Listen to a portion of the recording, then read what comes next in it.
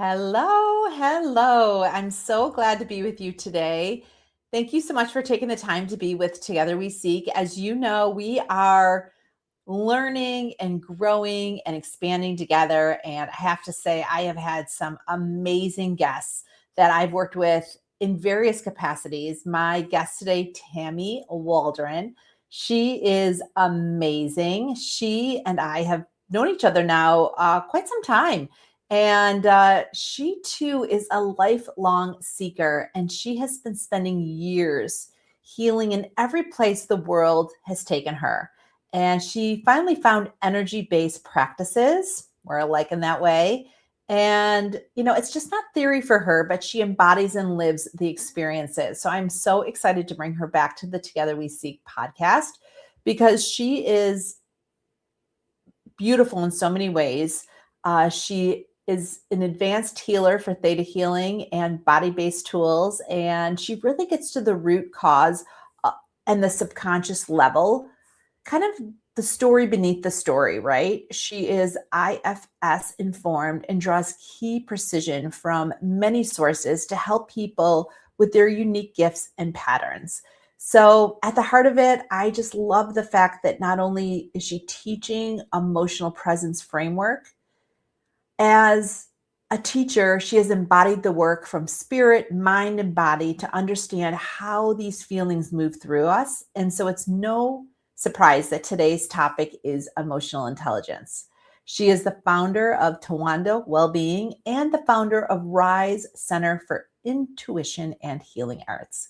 I am so honored to invite Tammy to the show and really talk to her about her journey and emotional intelligence. So, hi, Tammy. How are you?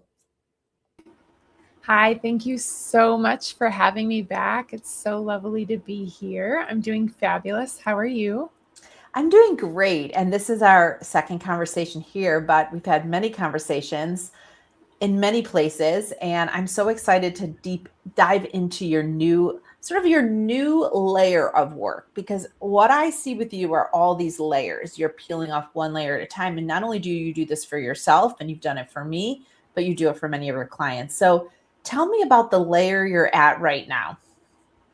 So I started seeing this theme that came through the work that I was doing of how our emotions work in our body. And as I go in and help people heal what's blocking them or heal patterns that are showing up that are dysfunctional or even destructive or traumatic for them, it started to really reveal itself in a very visual way.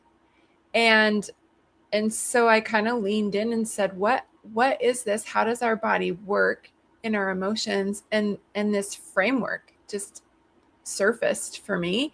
And I'm just barely starting to get to talk about it. And so, yeah, you're one of the first places that I've really gone on and spoken about it. Yes, and you did this for me, and we did it over a Zoom, and you really scanned my body top to bottom. You found Mhm. areas that I was holding energy that was no longer serving me. So tell me a little bit about what the process is and what it could look like for people. Yeah. So when we think about our feelings, we don't really give ourselves the space to feel them. And our bodies are built to feel. Our nervous system is built to feel. All of our feeling senses are in our body, and the nervous system runs from our body up to our brain so we can make sense of it. But we are so cognitive, and we create all of these stories about what's going on based on how we feel. It really dysregulates and distorts our feelings. So I envision it like a cone, and we've been taught to suppress our feelings, to not feel our feelings, to think about things, to all of the mindset work is all about reshifting, reframing, controlling how we feel, making it be what we want. We've even put on layers of feelings are bad or they're good. But feelings are just data. Feelings are a part of how we experience the world as humans. And actually, it's they're incredibly helpful and informative. So when we suppress them and we tangle them up into story, it can happen during a traumatic event, or it can happen just through drama, through the roles that we occupy as a victim or a persecutor, as a helper. We can get things really tangled up, and that distorts our feelings. It makes us not want to feel them. And the more we suppress them in our system, the pressure builds. They get dysregulated, and they get loud, and they get kind of scary, because our feelings are here to teach us things. They're here to help us to experience the world, and they want to be a part of that story. So when we suppress them and turn away from them, then they get louder and louder until we turn in and begin to feel. All of our feelings want to be seen, they want to be heard, they want to be understood, and they want to be felt in their purest essence. But we've created all of these stories and tangled them up. So my work is to go in and untangle them so we can understand what the feelings are. And the more you untangle that story, the more you can feel your pure feelings, the more present you are, the more you can be centered and grounded in yourself. And the better decisions you're making, the better you show up for yourself and for others. That is beautiful. That is beautiful. Well, somebody listening might be like, well, I've been in therapy for a long time, and that's what I think I've been doing. So how does this differ from therapy? Well, therapy is the stories. But what's driving the stories? What's the programming underneath it that talk therapy can never get to? Talk therapy is extremely helpful. I'm absolutely a fan of it, because it helps us to navigate the world, navigate stories, navigate relationships, and make choices on how we want to show up. But the work that I'm doing and what I'm talking about, it lives underneath all of those stories. What is in the subconscious, and what is driving the patterns, what's driving the thoughts. We can actually access all of that and untangle it and heal it and process it, so it's no longer a part of the system. I remember when I was young, I was like a puppet to my drama, and so in it that there was no separation between me and what was going on in the world. And today, after doing all of this work, I can understand the space that we can create to where we are not our feelings. We are not the drama that we're living out. We are something so much bigger that is inside of us. And being able to be centered and feel our feelings is a big part of being able to connect to your true self. I feel that so deeply, and experiencing that firsthand with you. Oh, it was amazing, because I felt lighter, and I felt like, gosh, I didn't know I was holding something so deeply. So for somebody who's thinking about like, oh, this sounds interesting, I've been going to therapy, or I've been thinking about going to therapy, how do they prepare to work with you, or how do they show up for you, and how does it work when you're working with somebody? It takes curiosity, right? It takes bravery to turn in. It also takes acceptance, and it takes acknowledgement to know that I'm a part of what's going on. We get wrapped up in these patterns, and if we get pushed into roles of, like I said earlier, the helper or the victim, then we think it's other people that are causing our problems. But the patterns and the commonalities between all of them are us. The world sometimes mirrors what's going on inside of us. Sometimes shit just happens too. Sometimes you collide with life in ways that don't make sense. So I'm not one that says every single thing happens to you for a reason. But when it's patterns, it's definitely a part of you, and you can go in with courage, and you can untangle it. And when you do that, then you come out with this great clarity and deeper understanding of yourself. And yeah, you untangle yourself from those patterns so they don't own you anymore. I saw that firsthand, and I would say that I'm still untangling. So when we met back in the spring, you were at the Serpent Mounds, which I love. So cool. So amazing. And we were unwinding things that were from this lifetime, some past lifetimes, but it was like how I was showing up for others, in Gene Keys and others. It was my Venus, right? That angling of how I felt like I had to show up to be loved and how I showed up in relationships. And I think it's been unwinding for months now. So I'm still unwinding it. In fact, today I was talking about just being vulnerable and allowing yourself to recognize like that relationship shift. Like you're saying, when you shift, things shift. You can't always predict what those are going to be. And so how have you seen this happen for the people that you have worked with? I mean, relationships absolutely change. Other people start to act differently, show up differently because you're showing up differently. I do hear the same thing you said all the time. I feel so much lighter. I had no idea how much I was carrying. But it's connecting to our own power. When we are really caught up in dysregulated feelings and in those in the drama triangle of persecutor, helper, victim, we are seeking power outside of ourselves. So you just mentioned you wanted to show up so that you could receive love. You're looking for that outside of yourself. And all of these systems seem to push us in that direction. But when you go in and start to untangle that and understand where it's coming from, what's the driving force, and you process it and open up capacity for your own energy and your own power, then you start to get autonomy.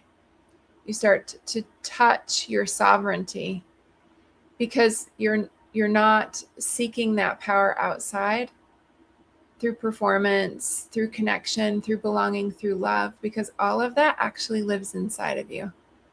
And that's what I believe is coming into the planet. We all need to understand how to connect to our power inside of ourselves so that we can maintain it and hold it under pressure, under stress. And when we are able to do that, then we can share that power with others. That is the power within. But it has to happen within first. If we can't have it inside, then we're always striving to reach it from somebody else and from something else, which is hierarchy. Which is true. I mean, we are taught from a child that everything is outside of us and like pulling that back. And I feel like the timelines are going to get faster here, but it has taken me a while to pull my power back, to pull my cords back, to love myself without having any metrics associated with it. And I feel like meeting with you in the spring and doing this emotional intelligence framework gave me the ability to start letting some of those cords and threads start to unravel. And I feel like I am now with the eclipses on the other side. It's been coming to fruition, but I've had to do a lot of deep work, and I've had to be really honest about how I show up, which is hard to do. And so I feel like through your relationships, it's easy to be like you, but really I. And I feel like pulling that energy back is such a powerful tool. And I am looking forward to sort of emerging out of this. Gosh, me too, because it's a continuous journey. I mean, me too. I'm unraveling things, but really what the emotional presence framework is about is being able to connect to a feeling in its pure essence, not tangled up in some story that happened from the past or from your ancestors. Is when we can hold pure anger. It actually is a driver. It is a moving force for us to create action. It's very healthy for us if it's not wrapped up in wanting to punch somebody in the face. right? Sometimes it's just anger, and that is right, that you get angry at somebody because they've stepped on your boundaries. But it's identifying what your values are, knowing what true courage feels like, knowing what pure love feels like, and joy, and just being able to unpack and feel each feeling in its own isolation. Purest essence is what I'm striving for. And I think it's the human experience. And it comes from us untangling those stories, releasing and processing the trauma, being able to regulate our nervous system in the moment so that we can stay present and feel. What we do right now, oftentimes, is we diminish our feelings. We stay present in a hyper vigilant, mind over matter type of way, which requires willpower. It's not sustainable, and it's not how the natural body works. It's the ego or the mind taking over control, and I want to lead with my body, and I want to feel and experience the world. The force and energy behind that, I know you will. That's amazing. And so for somebody listening right now is like, yeah, I have anger. I feel it. I have anger towards person XYZ because they did ABC. And so just sitting in that anger and just recognizing, like, where is that coming from? Why do you have anger? I mean, most of us have anger because it's hitting on times when something else happened, right? It brings up this energy that makes us feel less than, or we're embarrassed, or they've hurt us, or whatever. And I do think getting underneath that is so powerful because it's hard to let it go on its own. Yeah, and anger is the one feeling that, well, especially for men, we're allowed to have. And there's something that you talked about that I think is really important. It's like, what, when we're angry at something, what we're expecting to happen isn't happening. It's often driven by expectations and assumptions that may not be appropriate or accurate, and they may be driven by protection and fear. The way that you want other people to show up for you, the way that other people are letting you down, the resentments that you have, the betrayal that you have are sometimes things that we make up in our heads of how we expect other people to show up. And we don't talk to them about it. We just have these expectations. And when they don't meet them, then we feel victimized, we feel let down. But really, it's our expectations that are not getting met, that is the letdown. It's our own system creating stories that, when you can really go in and understand what the driving force is, where is this longing for love and belonging coming from? I mean, for me, it's abandonment from adoption, and wanting to be the helper and needing to be needed for my own survival. If I'm not needed, if I don't have a sense of belonging, and no matter what people do, it's never fulfilled either, by the way, then I feel like my safety and security and my life is at stake. That's what I grew up with. Dysfunctional, codependent relationships, and this incessant needing that was insatiable. And when I got to the root of all of that, to find out what that was about, it took layers and layers of uncovering it. But to know that I can be there for myself, that no one's coming to save me except me. I'm coming here to save myself and to love myself unconditionally, and to show up present, to feel my feelings, and to be able to do that with other people and allow them to feel their feelings, and have the boundaries to say how you're feeling has nothing to do with me, as long as I'm showing up and doing my best. Wow. Wow. So bold, so courageous to say your truth and be able to bring it back to the nut of why the source of the feeling and the reality of how it showed up for you, how it's shown up for you. And think about, like, how are you showing up in those moments when you're that way? Are you making rational decisions? Are you leading your life? Are you leading other people in a positive way? Our nervous system is contagious. So if we're dysregulated, you can dysregulate a whole room. We know that. We've been around people that like suck the energy from a room. You don't want to be around those people because they're having this implosion or explosion in their system. But when you can really stay present and hold the space and have capacity to hold the space, it is also contagious. You can lift other people up. You can calm people down. You can create awesome movements of what you're leading, and you can make really great decisions. So beautiful. So I'm sure there's people listening like, okay, I need some of this.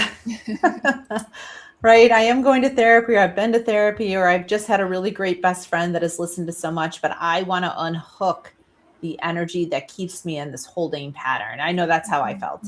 So, so tell me what that looks like with you and your work. Yeah. People just schedule one-on-one sessions with me. I do have one package, but usually it's choose your journey of how many times you need and want to do this work. Some people meet with me weekly. Some people meet with me seasonally whenever they feel that they're ready to move on to the next layer. And I teach people how to do this. I believe that we should all know how to regulate our own nervous systems, and we shouldn't need to go to a healer to do simple things like that. I do need to go to a healer to uncover my blind spots and understand my deep stories. But a lot of things I can actually regulate all by myself. And how powerful of a world would we live in if everyone knew how to, if when they're feeling triggered, could go to a tool and process it in the moment. That's my dream, is to teach people how to do this by themselves so they don't need me. That is beautiful. And some of these tools, are they big tools, lengthy? Is it something people can do in a few seconds? Yes, it is not lengthy. It is well, so the tool that I teach to regulate the nervous system is called silent counseling, and it's a 2-day class. And then we stay together for 3 months so that we can practice and learn together. Learning is one thing, but you need to practice it in order to be able to really embody it and use it. And it is a tool that can be used very quickly in the moment. And then you can spend time unpacking things later. A session runs between an hour and an hour and a half. And so, but it doesn't have to be that way. If you're feeling stressed, then you can just get quiet for 30 seconds, 60 seconds, and find your center again. Once you get, used to using these tools. That is beautiful. That is beautiful. And you're always busy bringing people together, which I love. And you've connected me to so many beautiful souls. So are you have any future gatherings or things that you're going to be doing over the next 6 months? Yes. In December, I am leading a retreat at Hope Springs. It's December 5th through the 8th. And we'll be doing group energy work. Actually, it includes one session with me. And we have a breath worker. Atlantis Wolf is going to lead our breathwork session. And we have a therapist, an IFS therapist that's doing art therapy. And a naturalist leading us in the forest for forest bathing. It's going to be an amazing event, a time to recharge, reconnect to yourself, and process some of the things that are ready to process. I love that. And, I'm a huge believer in getting away from your schedules and carving out that time for yourself. That, to me, is a huge step in self-love, is scheduling time to just learn more about yourself and just be there with yourself and having really talented leaders to guide you through the next phases of awakening. Yes. Well, Tammy, it is so nice to have you here. I really just want to thank you for your evolution. I have seen you evolve over the last 5-6 years, and it's been magical. And the work that you're doing now with emotional presence framework, I think it's just absolutely fantastic that you saw that and embraced it and pulled it down, and now are using it as your own toolkit to help others awaken, remember, release, align, and all the good things in between. Thank you. Thank you so much for the work you do to share your light and information with the world. It definitely takes a village for us, and this is what I have to contribute, and I'm honored, and I love my work. It's beautiful. And all of Tammy's links are below. Hopefully you'll reach out to her, connect with her, start a conversation, maybe think about going to her retreat in December or signing up for some one-on-one classes. And I really feel like you will lean in, probably a little unsure, but believe me, on the other side, it feels very magical. So thank you, Tammy, so much for joining us. Thank you. Have a great day. With that, we thank all of you for joining Together We Seek. We hope that you find amazing people and practitioners here, and that you are doing the work to align to the best version of yourself. With that, we'll see you here next time. Thank you.